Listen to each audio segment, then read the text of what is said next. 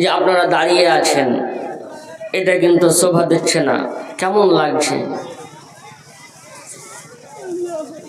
আপনার সামনে আমি এটা ওয়াদা করছি, কিছু না কিছু আপনার উপকার করবই করব। ওই মন্তব্য নিয়ে আমি মালদা জেলা থেকে এসেছি, এক স্টেট পার করে, মানে বাঙ্গাল থেকে বিহার এসেছি আপনাদের জন্য। কিছু একটা উপকার করবই আপনার। তো আপনাকে আমি একটা হাদিস শোনাচ্ছি, ভাই আপনারা চলে আসেন প্লিজ, একটু চলে আসেন, আমাকেও ভালো লাগবে আপনাদেরকে ভালো লাগবে। চলে আসেন, সামনে জায়গা আছে। ও দাদা, শুনতে পাচ্ছেন তো কথা? বসে যান, আসেন, একটু আসেন। আরে আসেন না, বেশি সময় নেব না আপনাদের। তো আমাকেও জিজ্ঞাসা করা হবে যে তোমার নাম ইস্তেহারি দেওয়া হয়েছে, এত ম্যাকিং হয়েছে, তোমার নাম সারা গ্রামের লোকের নাম বাদ দিয়ে তোমার নাম লটকে রেখেছে, ম্যাকিং হয়েছে। তো তুমি জাতিকে কি দিয়েছো? তুমি শ্রোতাকে কি দিয়েছো? সামিঈনকে কি দিয়েছো? তুমি বলবে কিনা আল্লাহ? তো আপনারা যে এত ধৈর্য ধরে বসে আছেন, কোরআন হাদিসের কথা শুনছেন, আপনারা কি পেলেন? কিছু পেয়েছেন? বাড়ি যে যাবেন তো কি আমল করবেন? কি পেয়েছেন? মৌলানা সাহেব এসেছিল, ওই মুখ একদম খুব গাজাল আর খুব সুর ছাড় দিয়ে ওয়াজ করে নিলাম, হ্যালো শেষ, এটাই? কি পেলেন? কিছু উপকার হয়নি না? মানে কি আমল করবো, উপকার হয়নি। শুনেন, আপনাকে আমি এতটা একটা হাদিস শুনাচ্ছি যে আপনারা সবাই ধন্য। কোনো ব্যক্তি যদি কোনো মজলিসে বসে, কোনো ব্যক্তি যদি কোনো মজলিসে বসে, এমন মজলিস যে মজলিসে আল্লাহর জিকির করা হয়, কোরআন ও হাদিসের কথা আলোচনা চলে, ওই মজলিসে কেউ যদি বসে তো আল্লাহ তাআলা ফেরেশতাকে বলে, আল্লাহ ফেরেশতা ওদের লিখে দাও। কি লিখবো? যা আছে গুনাহ খাতা সব মাফ করে দেওয়া আছে। আল্লাহু আকবার। তো আপনি যা গুনাহ করেছেন সব গুনাহ মাফ হয়ে গেল। বুঝেননি কথা? বুঝতে পারছেন কথা আমার? যদি আপনি নাও চাইতে পারেন, আজকে যে বসে আছেন, আপনার ওই হাদিসের ব্যাখ্যায় ওলামারা এটাও করেছেন যে ওর মনের যেটা আশা, বেদনা, আকাঙ্ক্ষা, তামান্না, সেটা পূরণ হয়ে যাবে। তো এত বড় একটা সওয়াব পাবেন কিনা? এতটাই যথেষ্ট আমাদের। আরে যে জান্নাত পেয়ে যায়, এটাই যথেষ্ট, তাই না? তো আপনারা চলে আসেন, বড়াই মেহরবানি, প্লিজ কাম হিয়ার। আলহামদুলিল্লাহ, আলহামদুলিল্লাহ ওয়াহদা, والصلاة والسلام على من لا نبي بعده، أما بعد، أعوذ بالله من الشيطان الرجيم، بسم الله الرحمن الرحيم. ويل لكل همزة لمزة الذي جمع مالا وعدده يحسب أن ماله أخلده كلا لينبذن في الحطمة وما أدراك ما الحطمة نار الله الموقدة التي تطلع على الأفئدة إنها عليهم مؤصدة في عمد ممددة. وقال سبحانه وتعالى في موضع آخر ولا يغتب بعضكم بعضا أيحب أحدكم أن يأكل لحم أخيه ميتا. عن أبي هريرة رضي الله تعالى عنه قال قال رسول الله صلى الله عليه وسلم إياكم والظن فإن الظن أكذب الحديث ولا تحسسوا ولا تجسسوا ولا تناجشوا ولا تحاسدوا ولا تباغضوا ولا تدابروا وكونوا عباد الله إخوانا متفق عليه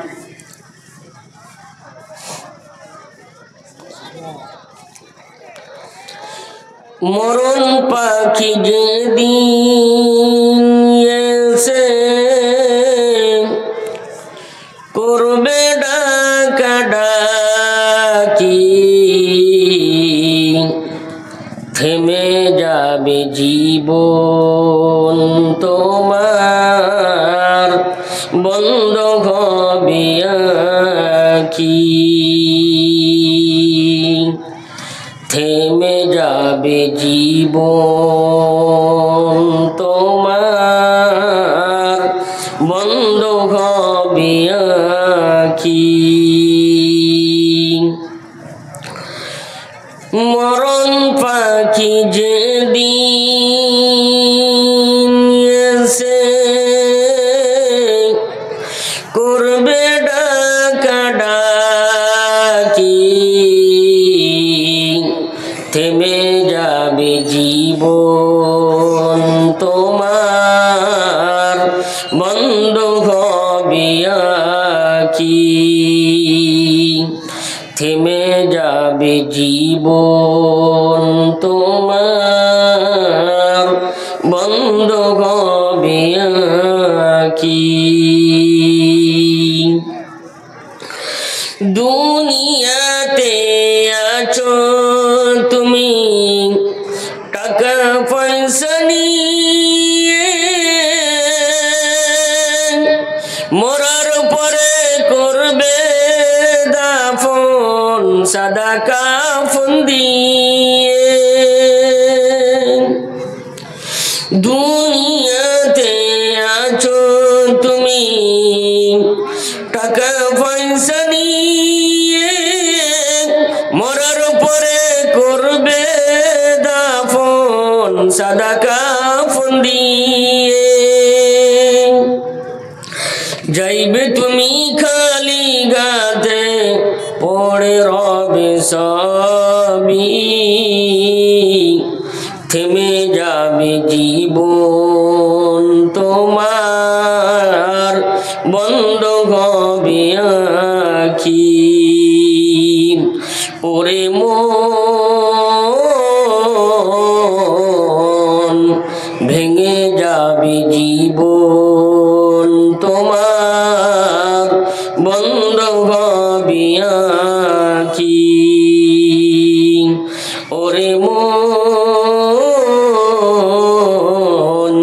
থেমে যাবে জীবন তোমার বন্ধ হবে আঁখি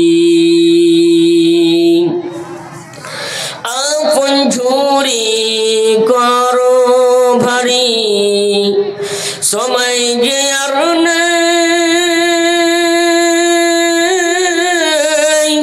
মরণ পাখি দিলে রে ডাক রবে না উপায় আপন ঝুরি করো ভারী সময় যে আর নেই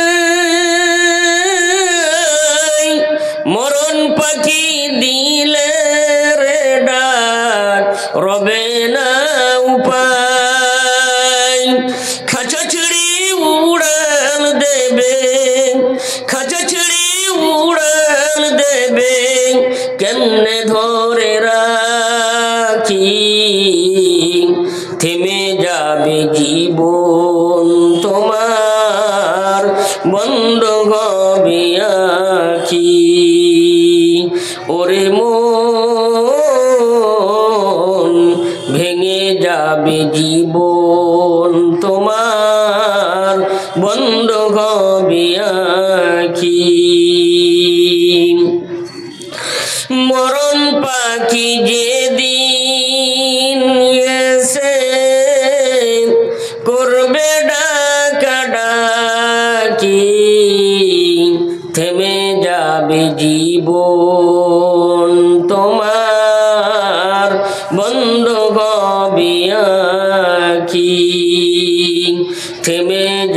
যাবে জীবন তোমার বন্ধ হবে আঁখি। দুনিয়াতে আছো তুমি টাকা পয়সা নিয়ে, মরার পরে করবে দাফন সাদা কাফন দিয়ে। দুনিয়াতে আছো তুমি টাকা পয়সা নিয়ে, মরার পরে করবে দাফন সাদা কাফন দিয়ে। যাইবা তুমি খালি গাতে পড়ে রবে সবই, থেমে যাবে জীবন তোমার বন্ধ হবে আঁখি। থেমে যাবে জীবন তোমার বন্ধ হবে আঁখি।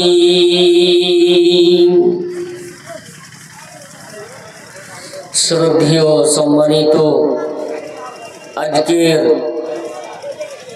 এই জলসার সুযোগ্য সভাপতি সাহেব, স্টেজে বসে থাকা উলামায়ে কেরাম, সামনে বসে থাকা আমার ভাই ও বাবাজিরা, পর্দার আড়ালে বসে থাকা অবলা সরলা মা ও বোনেরা, যাবতীয় প্রশংসা ওই মহান আল্লাহ সুবহানাহু ওয়া তাআলার জন্য, যে মহান আল্লাহ সুবহানাহু ওয়া তাআলা আমাদেরকে কোরআন ও হাদিসের কথা বলা এবং শোনার সুযোগ দান করেছেন, তিনারই প্রশংসা। তাই অন্তরস্থল থেকে সকলে বলুন আলহামদুলিল্লাহ। তারপরে পরে নবী মুহাম্মদ, নবী আহম্মদ, নবী মুহাম্মদ, নবী আহম্মদ রহমাতুল লিল আলামিন বলুন সাল্লাল্লাহু আলাইহি ওয়াসাল্লামের প্রতি কোটি কোটি দুরূদ শান্তি বর্ষিত হোক। তথা আল্লাহুম্মা সাল্লি আলাইহি আল্লাহুম্মা বারিক আলাইহি।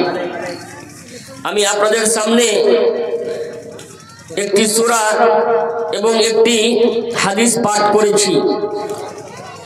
আমার বক্তব্য বিষয় হলো গীবাতের পরিণাম ও ভয়াবহতা। গীবাতের পরিণাম ও ভয়াবহতা।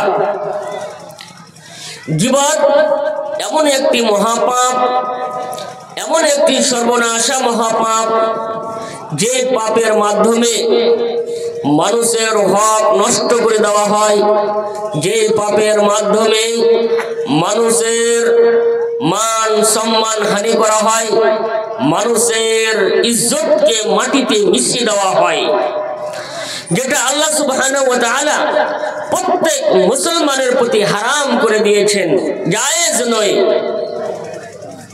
কোন মুসলমানের গীবত করতে পারবে না। কোন মুসলমানের প্রতি তার মান সম্মান হানি করতে পারবে না। রাসূল সাল্লাল্লাহু আলাইহি ওয়াসাল্লাম বলেন, লা ইয়াযলিমুহু ওয়া লা ইয়াখযুলহু ওয়া লা ইয়াহকিরহু ওয়াত্তাকওয়া হাহুনা। পৃথিবীর মানুষ শুনো, লা ইয়াযলিমুহু, কেউ কারোর উপরে জুলুম করবে না, অত্যাচার করবে না। ওয়া লা ইয়াখযুলহু, কাউকে তোমরা ছোট করবে না, মান সম্মান হানি করবে না, কাউকে কারোর মান সম্মানকে মাটিতে মিশিয়ে দিবে না। ওয়া লা ইয়াহকিরহু, কাউকে তুচ্ছ মনে করবে না, হাকির মনে করবে না। আত্তাকওয়া হাহুনা, তাকওয়া তো অন্তরে আছে। বিহাসবি ইমরিইন মিনাশ শাররি আন ইয়াহকিরা আখাহুল মুসলিম, কিন্তু মুসলমানের জন্য এটাই বুড়াই যথেষ্ট যে তার মুসলমান ভাইকে হাকির মনে করবে, ছোট মনে করবে। যারা গীবত করে, পরনিন্দা করে, মানুষের চুগলখড়ি করে বেড়ায়, তাদের জন্য দুনিয়াতে শাস্তি রয়েছে এবং আখিরাতে শাস্তি রয়েছে। এই ওয়াজ আমি আপনাদের সামনে যে তথ্য পেশ করব, আমার জানা মতন আপনারা কোনদিন শুনেননি, জানেননি। একটু ধৈর্য ধরে বসুন। আপনারা খুব কষ্ট করে এসেছেন এত কনকনে ঠান্ডাতে।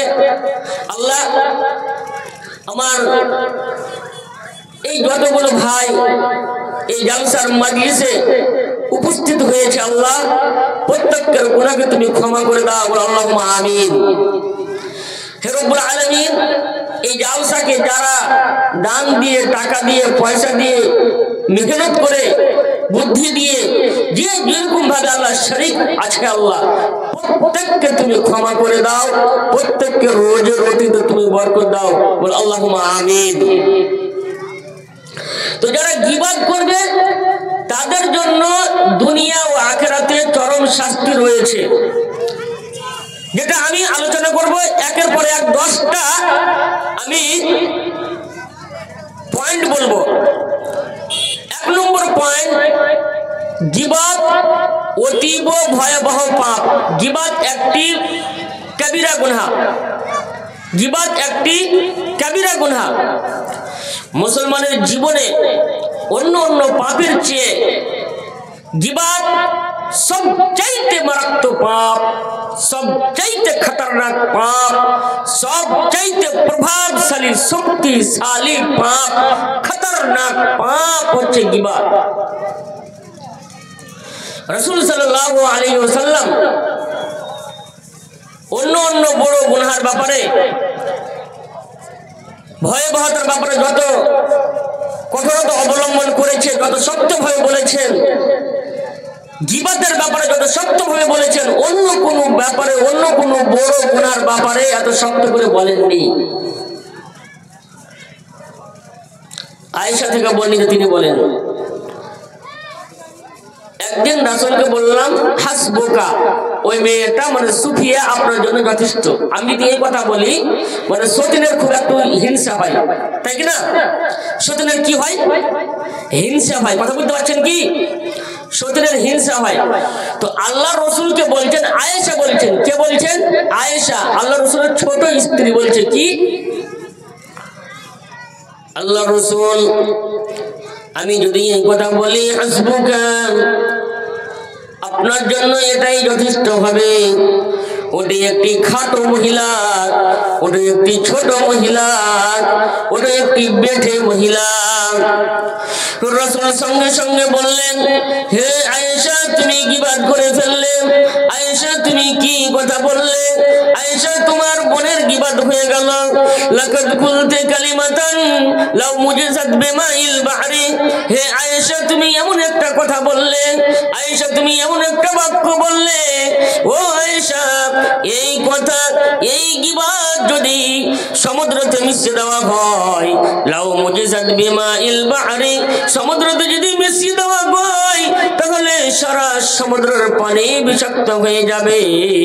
শুধু তাই নয়, তাই নয়, উলামায়ে কেরাম এই হাদিসের বিশ্লেষণ করতে গিয়ে বলেছেন, গীবত এতই জঘন্যতম পাপ, গীবত এতই দুর্গন্ধময় পাপ, গীবত এতই বদবুদার পাপ, এই পাপ পৃথিবীর যদি সমুদ্রতে মিশিয়ে যায়, আটলান্টিক মহাসাগরে যদি মিশিয়ে দেওয়া হয়, রোহিত সাগরে যদি মিশিয়ে দেওয়া হয়, তাহলে এই পাপ, এই গীবত পৃথিবীর সারা সমুদ্রের পানির রঙকে বিষাক্ত করে দিবে। শুধু তাই নয়, তার রং, তার সুস্বাদ দুটাই পরিবর্তন করে দেবে। এই নিন্দাবাদের ছোট্ট একটি কথা, এই কথা যদি, এই গীবত যদি এত বড় বিশাল সমুদ্রকে যদি তার রং চেঞ্জ করে দেয়, তার স্বাদ যদি চেঞ্জ করে দেয়, পানিকে যদি বিষাক্ত করে দেয়, তাহলে জমিনের নিচে, জমিনের উপরে, আসমানের নিচে এর চাইতে আর বড় পাপ, এর চাইতে খতরনাক পাপ আর কি হতে পারে? ছোট্ট একটি কথা, যে মেয়েটা খাটো, মেয়েটা ছোট, এই কথা যদি বলে, তাহলে সমুদ্রের পানি, সমুদ্রের পানির রং যদি চেঞ্জ হয়ে যায়, তার স্বাদ যদি চেঞ্জ হয়ে যায়, তাহলে আপনি বলুন, এই মেয়ে আপনাকে তোমাদেরকে বলছি, যারা মাদ্রাসা লেখাপড়া করছে তোমাদের কি বলছি, যে তোমরা যে কথা বলছো কারো গীবত করবে, তাহলে তোমার ব্রেন, বুদ্ধি, জ্ঞান সব নষ্ট হয়ে যাবে। ও মা ও বোন, আপনাকে বলি, গীবত থেকে একটু সচেতন করতে এসেছি। আমি আপনাদের সামনে বলছি, একটু লক্ষ্য করে শুনেন যে গীবত কত বড় পাপ। আল বাহরু আল্লাযী হুয়া মিন আ'যামিল মাখলুকাত, সমুদ্র একটা আল্লাহর মাখলুক, বড় মাখলুকের মধ্যে হতে একটি বড় মাখলুক। জমিন একটা বড় মাখলুক, আসমান একটি বড় মাখলুক, ঠিক তেমনি সমুদ্র একটি বড় মাখলুক। কিন্তু এই ছোট্ট বাক্য যদি সমুদ্রের এত বড় মাখলুকের রং চেঞ্জ করে দিতে পারে, পানির স্বাদ চেঞ্জ করে দিতে পারে, তাহলে পৃথিবীতে এর চেয়ে বড় মহাপাপ আর কি হতে পারে? আল্লাহু আকবার। কি বড় পাপ হতে পারে? এই কথাই হাদিসের আলোচনা করতে গেলে বোঝা যায়